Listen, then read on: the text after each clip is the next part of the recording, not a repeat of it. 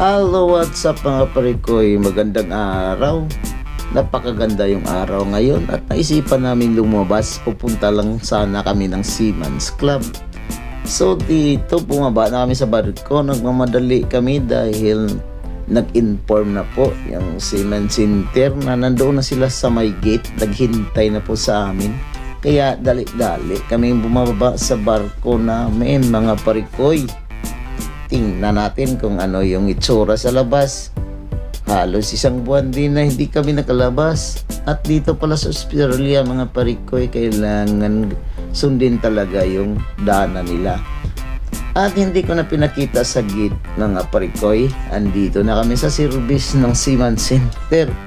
Ito yung mga kasamahan ko, tuwang-tuwa. First time po namin nakalabas ng barko since na sumampa kami sa Brunei last January 10. Siyempre, ganun talaga ang buhay ng seaman mga parikoy.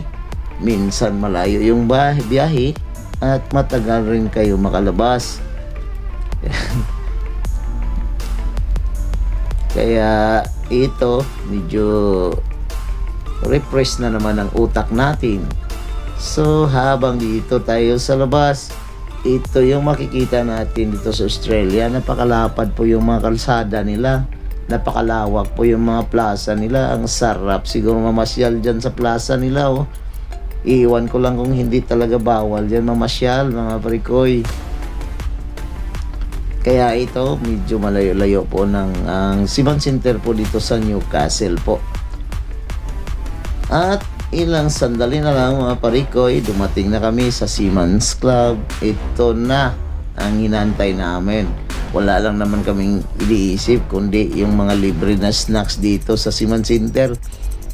Nabalitaan kasi namin, libre noodles dito, libre fresh milk, libre yung cake, yung mga tinapay, at saka may pa-ice cream pa dito mga parikoy. Masaya to nalabasan dito sa Newcastle mga parikoy. Kaya syempre at mayroon tayo ding ibang mabibili. Ayan o, The Seaman Mission to Superiors. Ay, sarap ng pakiramdam pag nakalabas talaga.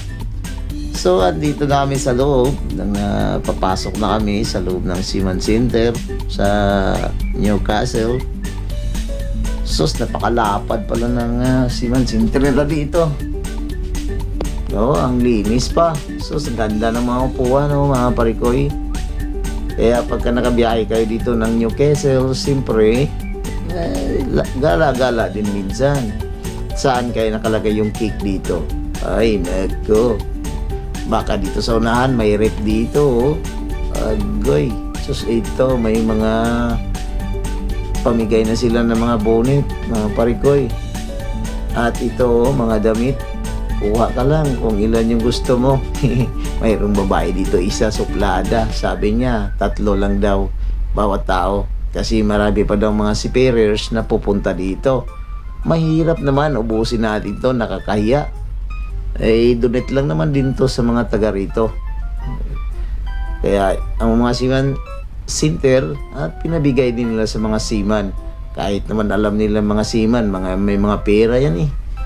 At di naman lahat.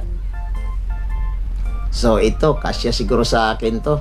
Makakuha man lang kahit 2. Pwede na to. Sa bagay ngayon, medyo summer naman dito sa Australia at hindi pa to magagamit. Medyo mainit pa sa Australia kaya kami naka-t-shirt lang kami. Kaya, bunot lang kayo kung alin yung gustuhan nyo, natipuhan nyo. Ayan. O, pwede ito pang gawing stupa eh.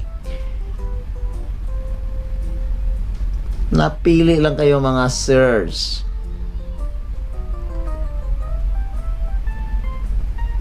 At ito nga, napag-isipan namin, pupunta kami sa mall para kakain lang sana kami doon or magkakape. Tiningnan namin yung loob ng mall nila kung gaano ba kalaki. Ay, ito lang yung mall nila, napakaliit lang. Nasa 2nd floor lang ito. Ayan, may bata tumatakbo. At medyo nilamig kami sa loob. Kaya ito lumabas ko sa magkakape. At hanggang dito na lang. Thanks for watching.